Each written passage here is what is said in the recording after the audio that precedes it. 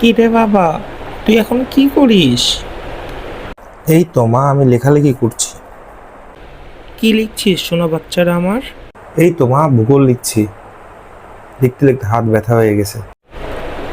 আমাকে দেখা তো সোনা।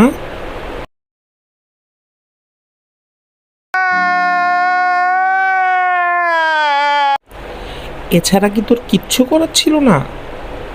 তুই কি আজীবন আমাকে এভাবেই জ্বালাবি?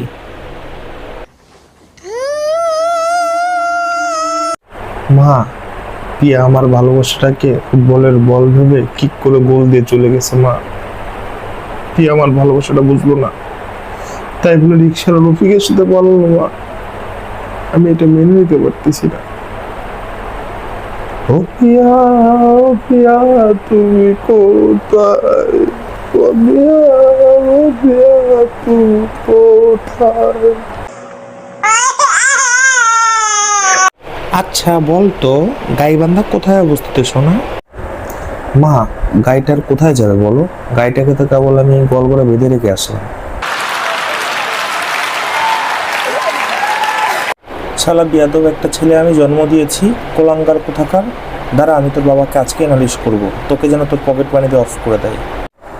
আচ্ছা মা, বলো তো, ডাব না খেলে কি হয়? আমার জানা মতে তো বাছা কিছু হয় না। তোর যদি জানা থাকে তা তুই বল, আমি জেনে নিই। মা, তুমি এটাও জানো না?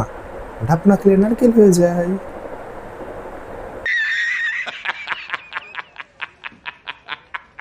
এই বিয়া হচ্ছে তোর একটা খবর আছে, তুই তোর মার সাথে বিয়াদবি করিস তারা।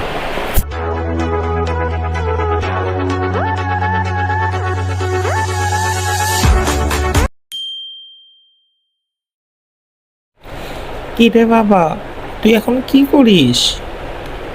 এই তো মা, আমি লেখালেখি করছি। কি লিখছিস সোনা বাচ্চারা আমার?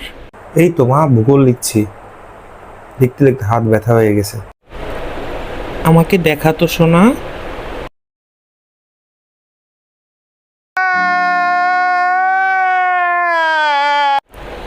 এছাড়া কি তোর কিচ্ছু করার ছিল না?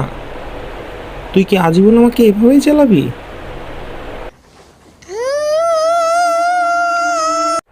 মা, পিয়া আমার ভালোবাসাটাকে ফুটবলের বল ভেবে কিক করে গোল দিয়ে চলে গেছে। মা, পিয়া আমার ভালোবাসাটা বুঝলো না, তাই বলে রিক্সার রফিকের সাথে পারলো না। মা, আমি এটা মেনে নিতে পারতেছি না। ও পিয়া, ও পিয়া, তুমি কোথায়? ও পিয়া, ও পিয়া, তুমি কোথায়?